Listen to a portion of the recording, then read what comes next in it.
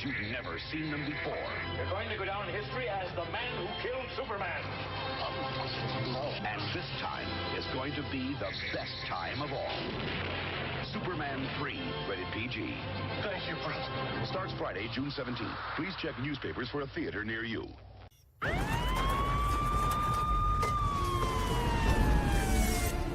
The blackest eyes, the devil's eyes. You will suffer an eternity for this.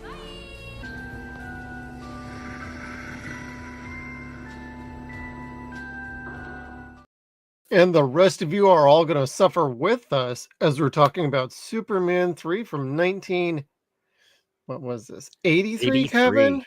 Good Yep. God almighty, this movie's...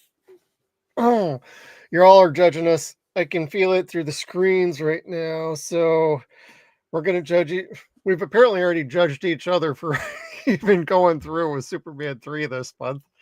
Spoiler alert for our review here, but thank you everybody for tuning in. Make sure you hit that like button, share, subscribe. And Kevin, I don't know. Should we just go ahead and get into what little is good about this movie? Or do you want to tell me your first memory of this first? Okay, so yeah, I actually saw this one in the theater. Oh shit, really? Yeah, 3 years old. I saw this one in the theater and I thought it was cool as hell. I had no idea. Oh no. Oh man, fucking I was just fascinated by one scene at the end. We'll get to the good, although it's listed as the bad, but the scene where Brainiac occurs, I guess is the best way to put it. Scared the shit out of me when I was a kid in the theater, and I loved it. I fell in love with the shit. I did. I thought it was really cool. But I very much remember my dad just like being irritated as hell, not liking this movie at all. And I didn't understand why until I was able to shave. It's like, this movie's stupid. It's fucking dumb. Boy, that escalated quickly. That having been said, I'm ready for the good if you're ready for the good. Well, really quick, my first memory of this is watching it on, like, I think TBS. Didn't see this in theaters. Didn't care. I wasn't much of a Superman at this stage of my life because this was 83. Mm-hmm. I was about 6. I was way more into Star Wars, be honest. I didn't really get into superheroes until Batman 1989. I'm not counting cartoons because I always looked at that differently as a kid. But I saw this on TBS and I remember the same scene you were just talking about. I remember a couple other scenes, and then also, it's that guy from Brewster's Millions. Huh. Go figure. Yeah. Yeah. Or the guy from Basketball. Yep. But unfortunately, his hair was not on fire in this movie running down the street, but we can set fire to something, Kevin. Let's talk about the good, the bad, then let's judge each other about this movie. Okay, so if we're going to talk about the good of Superman 3, we need to talk about the one scene. What one scene? The one good scene. The scene where he fights himself. Yeah, this basically is the scene of the movie. Yep. There's 3 things that happen in this movie that you're going to remember. There is this scene here that you see where Superman fights Clark. It's bad Superman fighting it's the ego fighting the super ego, isn't it? Yeah, it's like Ash and Evil Ash from Army of Darkness. You're goody little two shoes. And I'm good, you're bad, I'm the one with the gun. Boom. Yeah. It's basically that scene, but this is way more strung out and played along. There's actually a fight between the two. And it's actually pretty good for 1983. Like, it really was. Yeah. Because I mean, it's not. It looks fairly like Christopher Reeve is beating the shit out of Christopher Reeve, but of course, it is Christopher Reeve beating the shit out of a stunt double. But stunt double, you wronged him. There was that scene that's memorable. There's this scene that's my backdrop, which is a collection of chemicals that, when reaches 180 degrees, bursts into an acidic cloud that'll eat anything. And then there's a scene at the end where a computer takes over a human being and turns it into a cyborg type creature. Yeah. And it's very neat looking. Very, very neat looking. It's stop motion, it's practical effects. A lot of screaming, a lot of sparks. None of it makes any sense, but it was cool to see as a kid. Otherwise, this movie is completely no. I'm sorry. Other than it being forgettable, the plot line that got this whole movie started. Oh, That's the memorable part of this movie. Richard Pryor getting in trouble for embezzling fractions of cents. this is where Office Space got the idea from. I swear to God. Like, hey, they round up instead of rounding down, and they take that. They keep it for themselves. Nobody's going to miss those fractions of a cent. It was almost missing the scene of looking up a dictionary. What is money laundering? It's like in fucking Lethal Weapon 2 where Joe Pesci's trying to justify stealing. Who's going to miss $50,000? Drug dealers. Oh, yeah. Who's going to miss $85,000? The accountant for the rich guys who are really the criminal element in this movie, or rich siblings and their loose girlfriend. Loose girlfriend, nutritionist, and psychic. Laura Lee. Oh, she was something, though. I liked her. Although I am going to point out there is still one more scene that you haven't brought up yet that I think stands out with this movie that most people tend to remember if you've actually sat through this whole movie, and that's Superman taking shots. Oh, and flinging the peanuts at the at the bottles of booze and smashing them inside the bar. That was pretty awesome.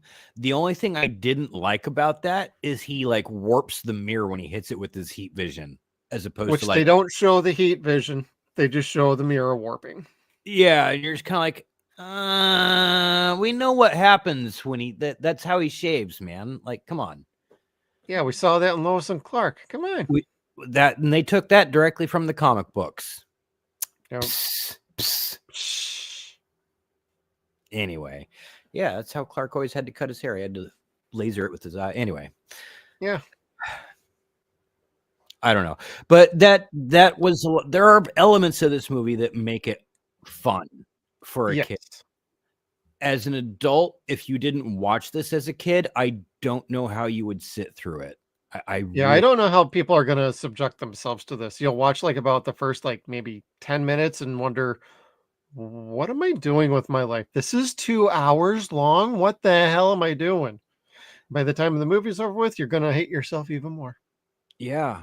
Like, it's a long movie, yo.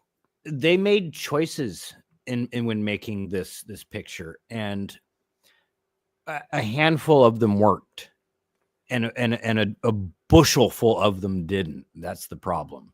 Well, and this wasn't even the original idea that was in store for this movie either.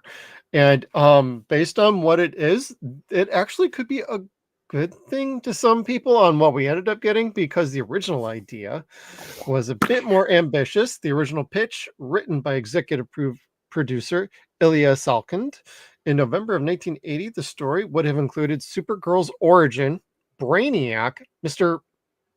Mxyzptlk? Mr. Mxyzptlk. I can never do that goddamn name. But the plot would have seen Supergirl escape from Krypton to an unnamed sinister planet where she would have been found by a young Brainiac. Brainiac would then take Supergirl to medieval times where Superman would fight him as a knight, and the film would conclude with Superman and Supergirl getting married. However, this vision was a little too complex, expensive, and leading to a simpler script that focused more on comedy and less on the cosmic elements.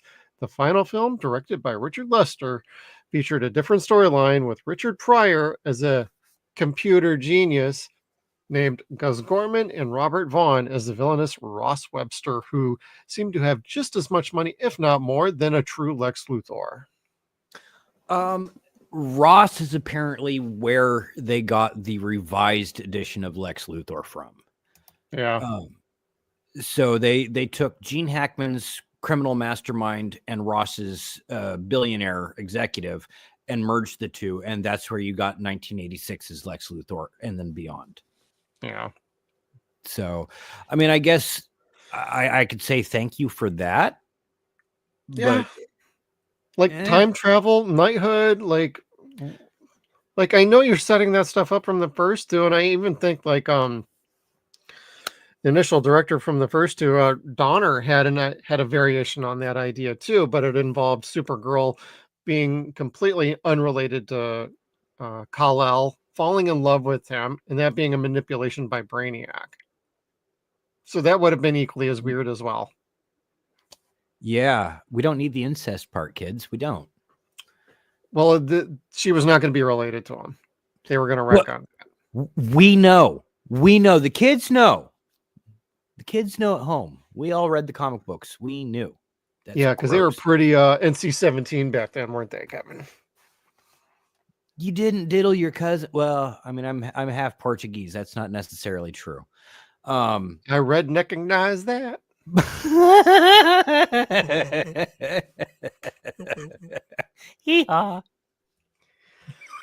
Yeah, but when you put it in perspective of some of these other plots that they had kind of in mind, it's like, I don't think there was a good way out of Superman 3 just being a train wreck one way or the other. Getting rid of the Salkinds, that would have fucking fixed Superman 3. They were the problem. I think so. They were the problem with Superman 2. They were the problem with Superman 3. And they sold the shit off to canon for Superman 4. And Donner was like, peace out. I'm out. So good on him for getting out when he did. It's just, it sucks what happened to his cut of part 2, but at least ultimately we got that cut released to all of us. So we can see what he intended, and probably a good thing he got out while the getting was good on part 3. So that's a good thing. Yeah. But golly, I think of Superman fighting Brainiac as knights, and all I could think of is oh God, what's his name? Jim Carrey from fucking Cable Guy.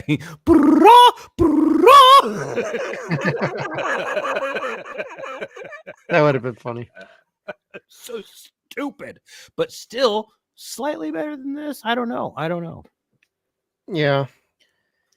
Who knows who they would have done for? Well, they still probably would have made the love interest as Supergirl. Yes. I am glad with the direction that they wound up going with Lana Lang and choosing Annette O'Toole. Like, I really like that. Was a good choice. That was actually okay for an adjustment. I still prefer Margot and Lois, but like having Lana in this actually kind of worked for me. The idiot kid though clearly did not work for me. But which one, Lana's kid or Lana's kid, because he seemed to serve only as a plot device to tell Superman, hey, I know you're in there somewhere, you gotta fight it, Superman. Like, oh my God, annoying little, just God, annoying fucking kids. I swear to God.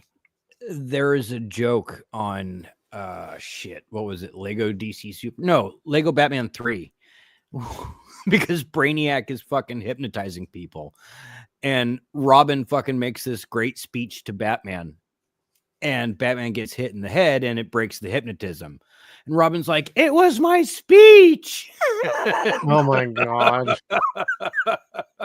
I need to get caught up on some of these games here. It was so fucking funny. So for like the next 6 hours on the game, or however long it fucking takes you to play it, Batman's like, it was not your speech, I got hit in the head. If only the video game aspects of this movie were a little more insightful. Yeah, so apparently that was a thing. Like, I really remember like being intrigued by the video game graphics on this as a kid, because God, that was that's awesome. Pretty interesting. Yeah, but apparently Atari really did make a Superman 3 game. It just never got released. I'm like, fucking I seem to remember a little bit about that.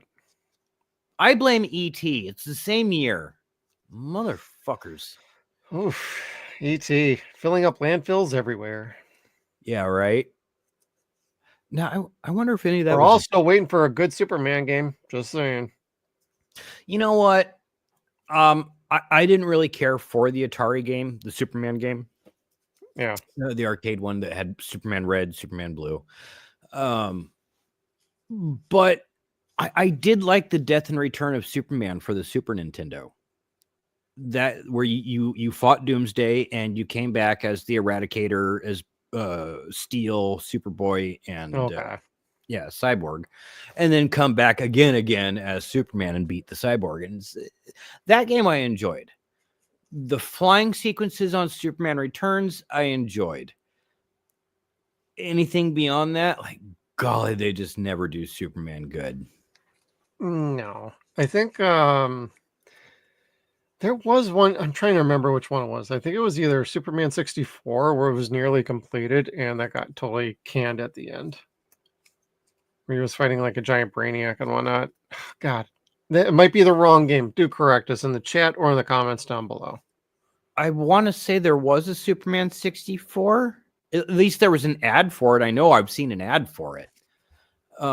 But I've never played it, so I don't know. That very well may be. All I know is that it has that stigma. There's never been a good Superman game. It is. It was the first 3D game. No, Superman 64 was a game. It did get published? Yeah. Let's see here. Reception, June 1999. Superman had become the third best-selling game for the Nintendo 64. Really? Yeah. Huh. But it still wasn't good.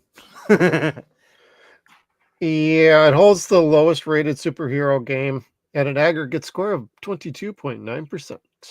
Wow. Like overall, or like... Superman 64 has cultivated a fan base of curious masochists eager to see how bad it really is. Twitch and YouTube host plenty of videos dedicated to the anti-glory of Superman 64. So It's a pretty bad game. I think there was an unreleased Superman game that sounded pretty awesome. I just can't remember the details as we talk about it. I don't know, but I'm going to have to go look for that at like YouTube, somebody walking through it or something. Yeah, I'm sure there's plenty of videos for that. Yeah, but anyway, like there could have been a cool Superman tie-in to this, but I don't know if Warner Brothers just didn't want to put out that extra money. I don't know if Warner Brothers expected to make as much money. Like they were disappointed by this. They really were. I know that. But did they expect to be this disappointed? I don't know. They had some hopes for a franchise here, but after screwing around on part 2 and then this going like completely campy, they should have known better. But hey, more mainstream, less serious. We got to get the kids in the theater so they can buy toys and everything else. That's all good and fine. You can do that. But you could write a good enough story to make it so like everyone can fucking enjoy the picture. Mario Puzo did that in the first 2 movies. Like, it was not hard. And that was a very basic and rudimentary plot line for the first 2 movies. Like, it was just a big Boy Scout. He had the Boy Scout elements to them. They wanted to focus more on Richard Pryor, which was not good. They thought having Richard Pryor in this movie was going to like get the adults in the seats. And I don't think that worked at all. Like, he did not work in this film, period, as far as I was concerned. No, like Are we onto the bad now? No, well, maybe. Let me skip ahead. We already talked about the good scenes. Here we go. Yep. That's a good one. Fucked me up as a kid. Just fucked me up. I think that gave a bunch of us nightmares as a kid. And the laser fight between them was so fucking stupid. You know what? This movie actually did make money. I'm looking at the box office. It grossed $60 million at the United States box office and $20.2 million internationally, for a total of $80.2 million worldwide. The film was the 12th highest grossing film of 1983 in North America. So it was a success. And it did it came in number 1 or 2 the weekend it opened, despite Return of the Jedi being in the box office at the same time. Yes, that I remember. Yeah, because I saw that. Yeah, that I remember seeing Jedi as well. That was awesome. That was dope. More awesome than this. I'm gonna go out there and say that. Just a little bit, like the Leaning Tower of Pizza, a little bit. That was so stupid. I'll take Ewoks over that shit. That's a tough call. Them's fighting words, baby. I can't stand the Ewoks, dude. I'm that guy that fast forwards through Jedi just to make sure it's like I'm getting Jabba's palace and the fight with the Emperor. And that's about it. Yeah. I don't need the getting to know the Ewok scenes like that is the fucking hour and a half of the middle of the movie. Yep. What a day. It's still a better movie than this one. Yes. Gosh, so where can we start with the bad? Let's start with Richard Pryor. Okay, yeah, Richard Pryor. No, does not work in this movie. He's supposed to be the bad guy, but he's the redeemable character. He's not a bad guy in the movie. He helps save Superman. He has no commitment to being bad. He's just a regular criminal, for lack of a better term. Like, he doesn't mind screwing the system. He's a lazy bastard. And gosh, if we really want to get down to it, they didn't write the black guy very well in this movie. No, he goes from being a bum to a computer genius in about one scene. Yeah. Like, there's no development for his character, like, at all. And I like Richard Pryor, funny guy. He's done some better movies than this. This one felt like he completely phoned it in, and he was just looking for the paycheck that he was trying to write himself as the character. Dig it, though. They paid him $4 million for this movie. Of the, what was it, $40 million budget? Jeez. Yeah, and that was the highest paycheck that a black actor had earned at that point, up until Eddie Murphy being in Beverly Hills Cop 2. Hey, brother, go for it. Yeah, so that was fucking cool. I'm glad that he got that fucking paycheck, because if you're gonna get anything from this fucking movie, make it $4 million fucking dollars. Show business, baby. And get what you can negotiate. Yeah, like how did you do that? I don't know. I just made it happen. I just did. None of it made sense. Like, they just kind of put it out there like magic, computers, magic, computer magic. It's done. Yeah, this is before they had operating systems, really. So, computers didn't really serve a purpose other than computing. DOS. Do you know DOS, Kevin? Don't you know the DOS operational system? And the TRS-80? And you need to use 2 keys at the same time to turn one on. That was so stupid. But funny. Yeah. There were some okay comedy scenes from time to time with Pryor, but for the most part, a lot of his jokes didn't land. A lot of his character didn't work, like, at all. And him trying to act like some sort of a criminal was just kind of laughable at best for the most part, because none of it was believable towards anything that he would probably do. Yeah, no, the character would that's not his cup of tea. Like, being Fletch, like they made him Fletch basically. Yeah, but not nearly as good as Fletch.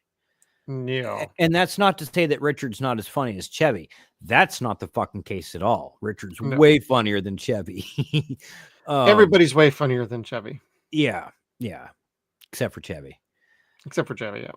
Yeah. But his character was unnecessary. It was like they had a movie ready to go, and someone said, "Hey, we got this fucking actor that's super popular. Write a character in for him. Just put him in the movie somewhere." Yep. Sure. Right on that, brother. It just it didn't fit. Like, and it took with Robert Vaughn too. It felt like, oh, bro, you got a talented actor here, and your script isn't serving anybody. No.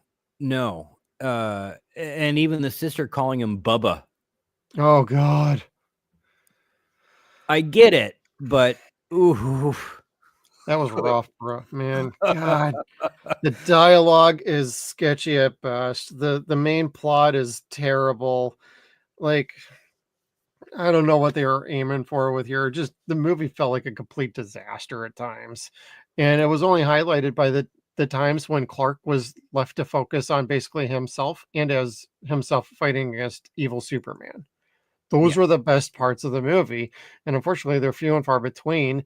And honestly, for a Superman movie, he feels like he's taking a back seat most of the movie to everything else anyway. Yes, because this was the first time he got top bill. So that was awesome. Right.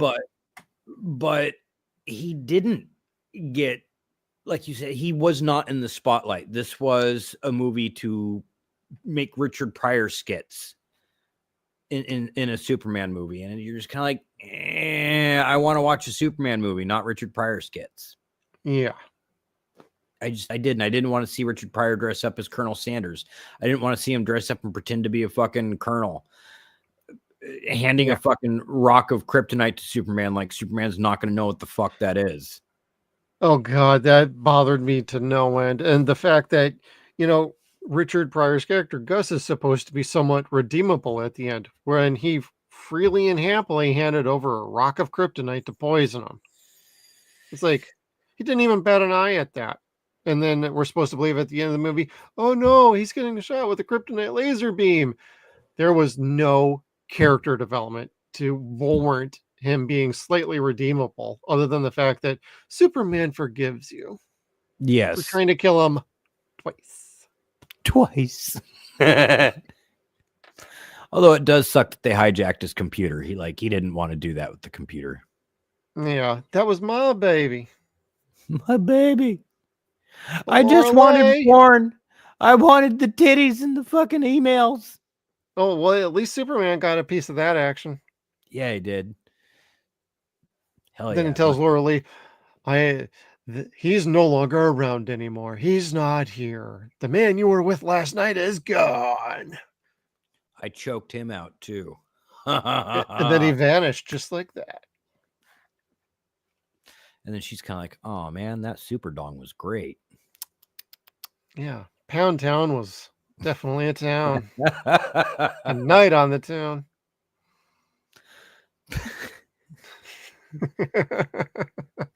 I'm going to Mallrats and I need to stop going there.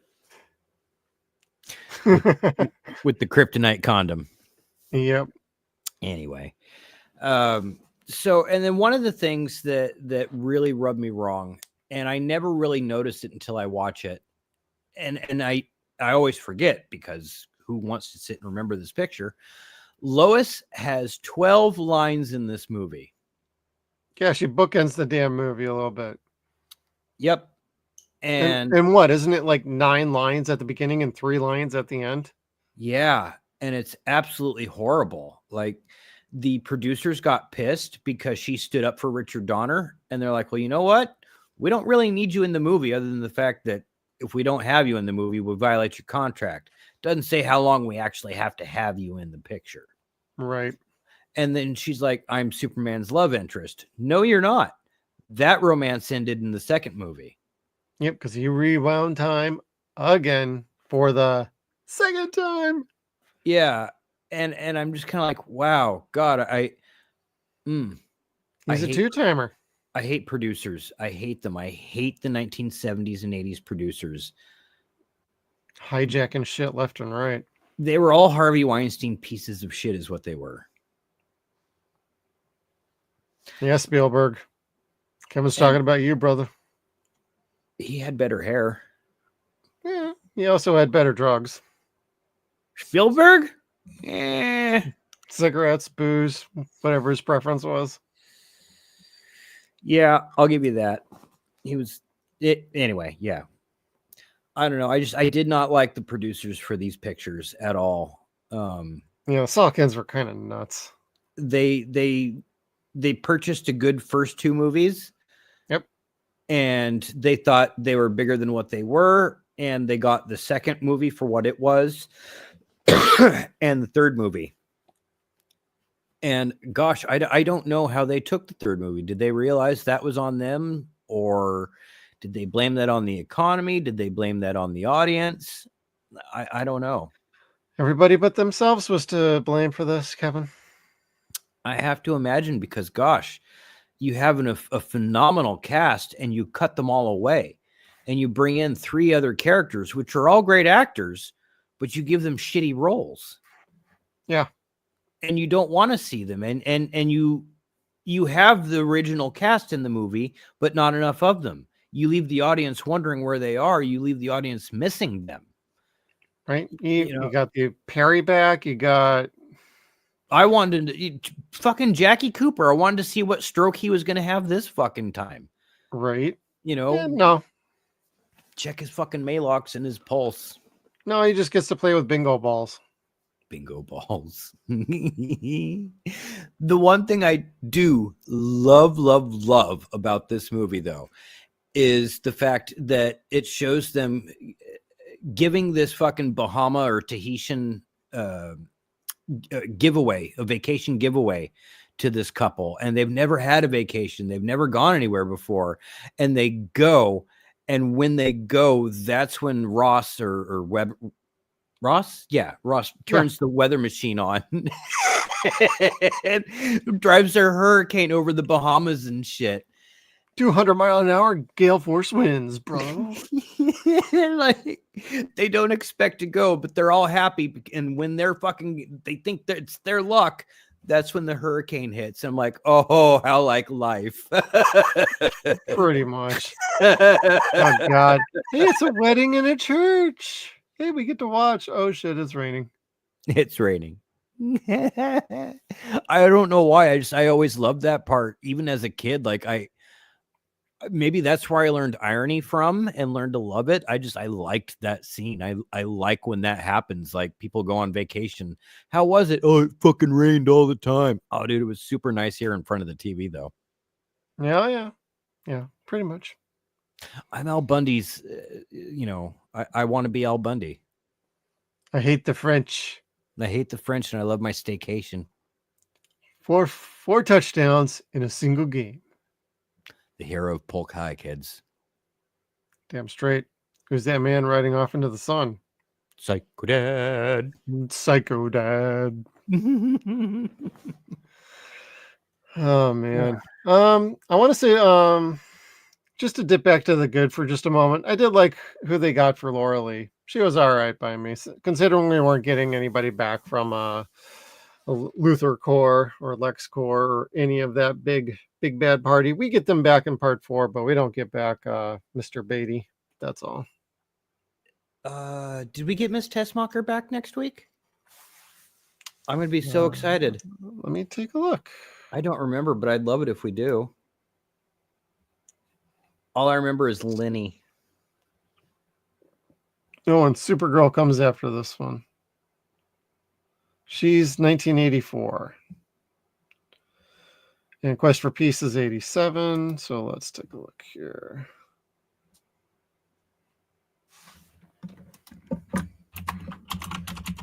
No Tessmacher, actually. I thought she was in that one, though. Lame. But now we get John Cryer instead, so we can cry about that. Yay, Ducky. Yay. Whoa. Yay, Future Lex. Yay, Future Lex. I liked him on Supergirl. Yeah. I didn't like Supergirl, but I liked him on the show. Yeah, I could see that.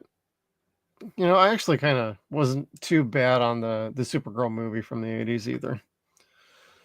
I liked it. Yeah.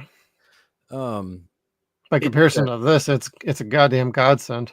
Yes. It's a lot more of a sci-fi movie, but it's better.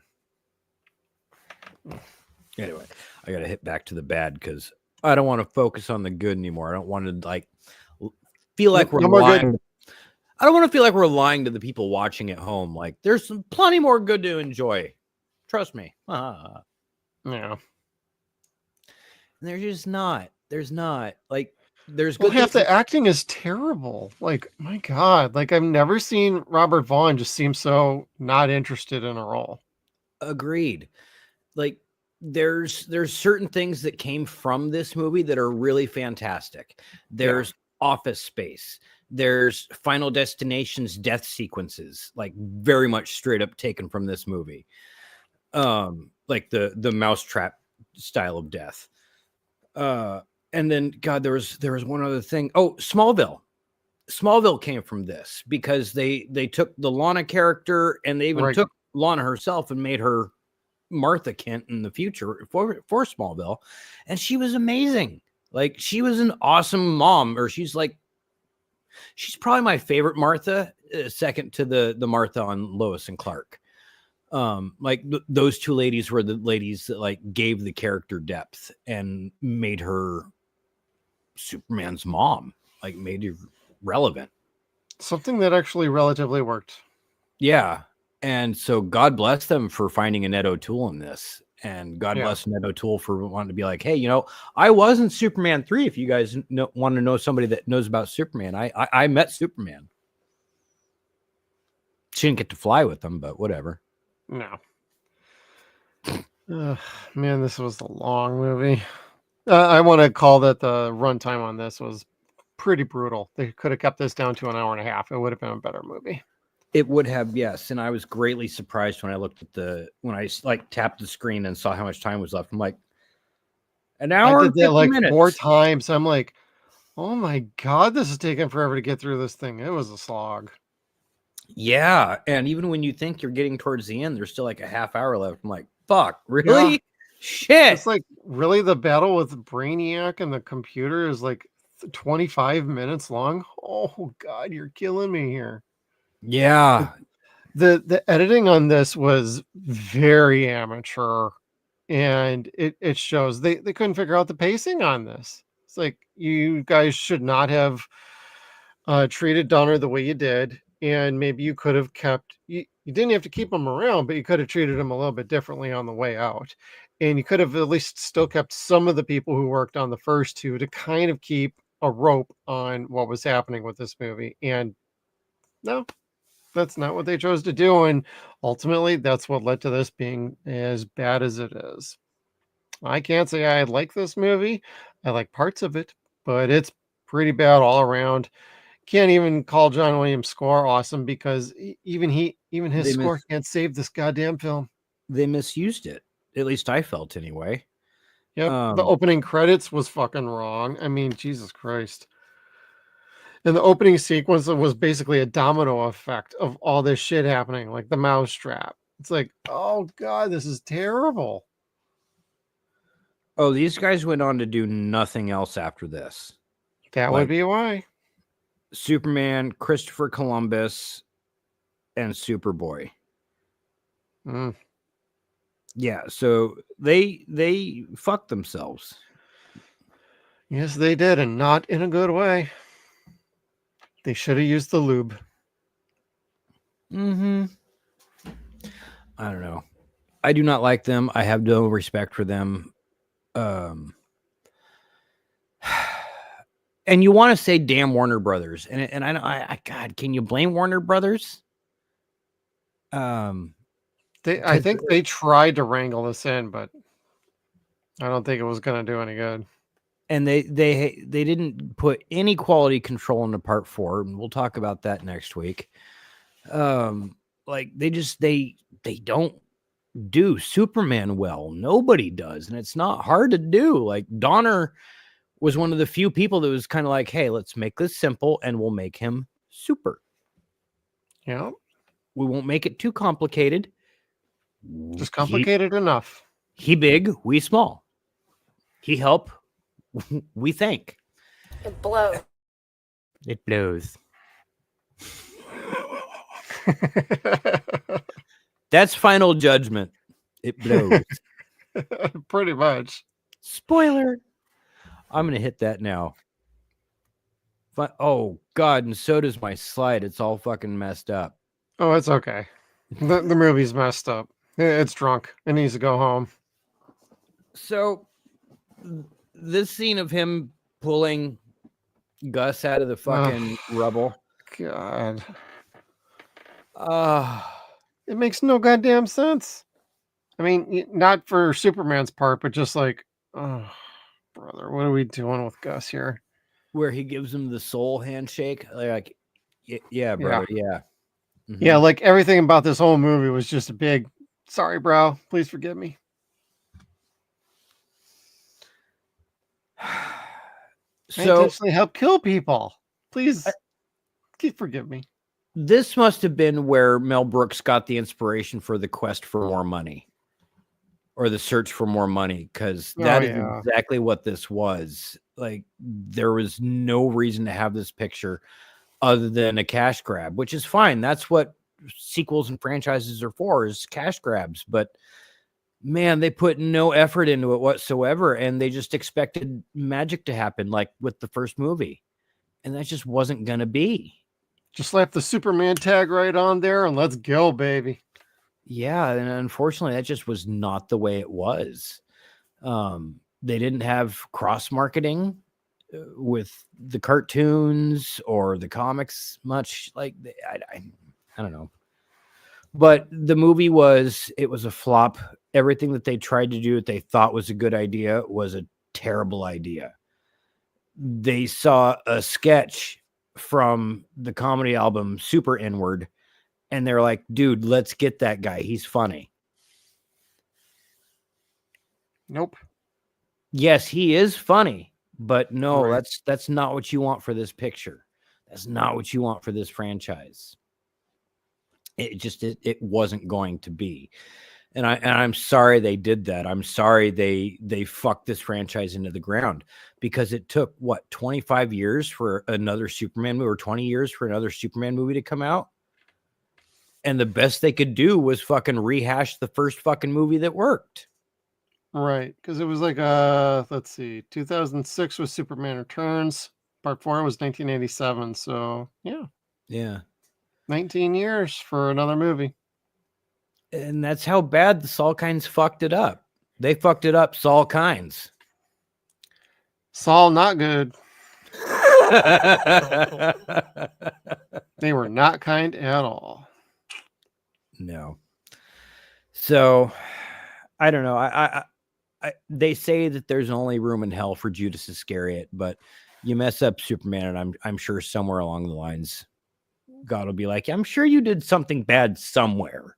Right.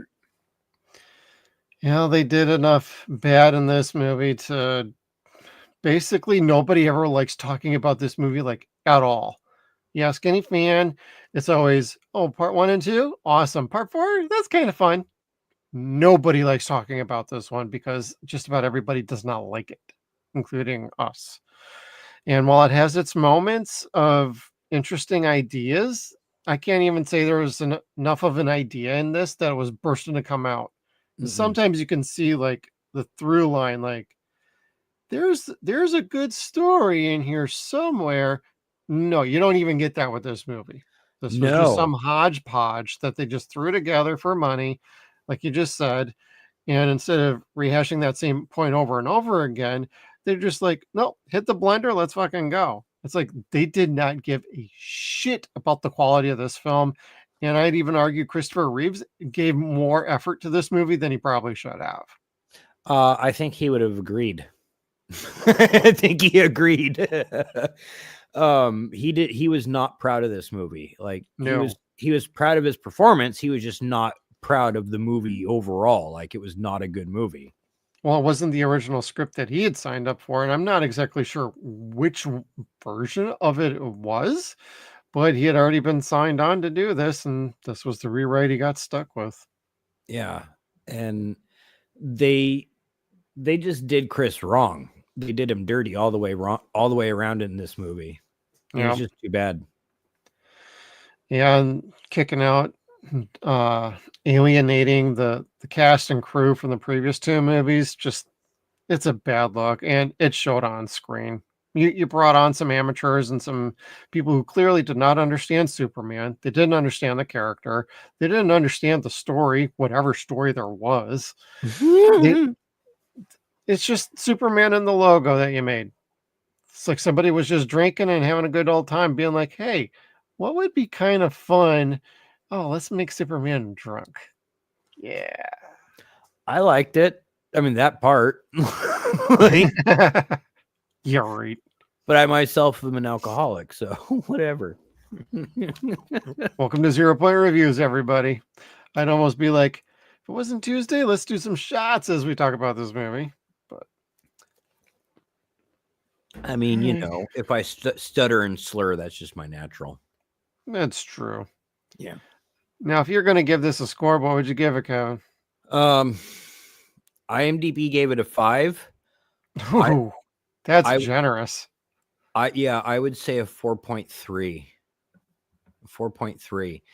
It had entertaining moments, but it's not a good movie. It doesn't tip the balance of, golly, I want to put this on, or I'm never in the mood to watch this, is really what it comes down to. Like, I could watch Superman 4 because he fights another superhero or supervillain.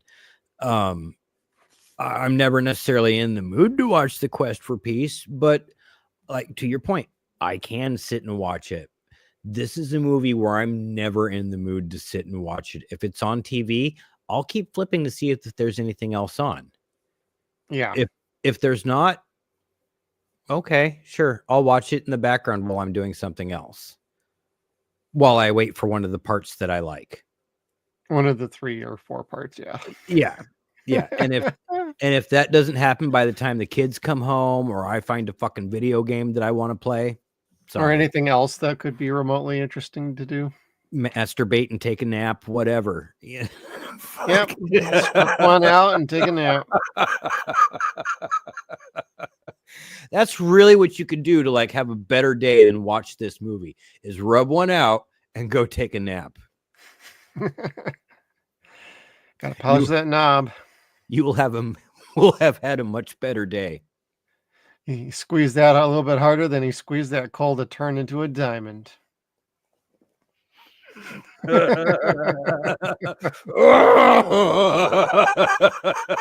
Stupid ass fucking. Oh my god. Yeah, for me, it's not a good movie. I barely even wanted to watch this one. If we had a choice, I would have been like, let's do like Supergirl instead. I think we would have had a little bit more of a fun time. I'm gonna give this probably a lesser score than you, Kevin. I don't like this movie. I'm giving this like a 2. Ooh. And it's strictly for Christopher Reeve. He's the only one who scores points on this movie. Everything else is trash. I hate it. I hate this movie. Even Brad? Oh, God. Brad? Mr. Security Guy? I mean... Well, that was an interesting little scene where Pryor was like, I'm carrying a case of booze. Hey, come right on in. Yeah, right. Security Like, guard so Brad. dedicated to his job. Thank God, like 1983 was before security cameras. Like, yeah. You let him in? No, he fucking busted in. Yeah. And then we got drunk together. Wonder what Lester even did after this movie. I don't know. Take a gander here. Richard Lester, he retired.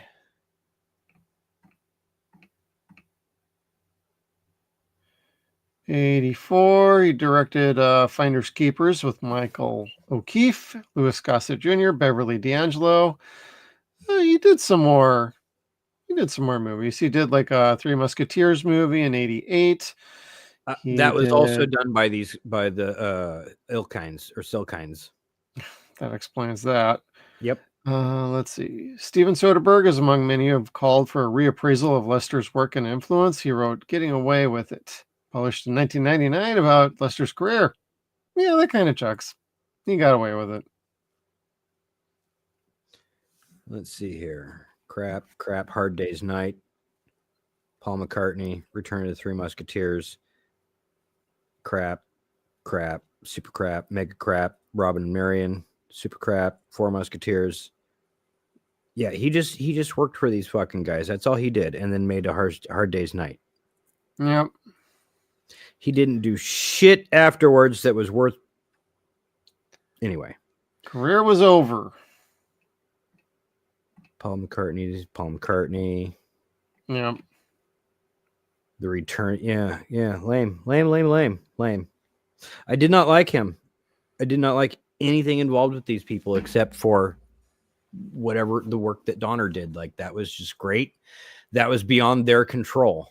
And they tried to control it as best as they could. And they stifled a bit of it. But Donner did too good of work and too good of work for them to stifle. Pretty much. When they got to do their own thing, with their own control, it sucked ass. Yeah, I can't say I was impressed by any of that. No. Then I'm sorry for any of you at home that watched along with us. Yeah, thank you for doing that, everybody. Or you just decided to skip it and let us take care of that for you. Suckers! Well, you got any other thoughts about this shit show, Kevin? No. Other than it's time to put it away for another 10 years or so. No kidding. Yeah. I don't think I've seen this movie 10 times. I would say I don't even think I've seen it 5. If I've seen it 10 times, I know I've not seen it 20. I only can count, let's see, off my memory, 3 times I've actually sat through and watched it full on purpose since basically the year 96. And this is one of them. Yeah, okay. Yeah, I can see that. As an adult, since buying this set, maybe this is the 4th or 5th time. Mm-hmm. But golly, maybe one of the first times without alcohol or cocaine being involved too. Yeah, I think this is the first time I've watched this sober, actually. I think the last time I watched it, I had like a 6-pack of beer, and I think it was gone in like 40 minutes. Oh, I was stoned as a motherfucker too, and I smoked that hash blunt yesterday, and it still didn't fucking me. Like, this movie's pretty good. There ain't enough drugs to make this movie good, Kevin. No. I tried. We certainly tried. We certainly tried to give this as much credit as we possibly could, but there's just not much to this one. And I think that's going to sign us off tonight. So thank you, everybody, for tuning in. Make sure you hit that like button on the way out. Make sure you put a comment down below. You got any memories about this movie? What do you think? You like it? You hate it? Join the rest of us in loathing it and giving it a shit-ass score? Hey, put it down below. We want to hear about it. And also, subscribe, hit the bell notification so we can stay tuned for all of our video content. And we will see you next time. Christopher Reeve.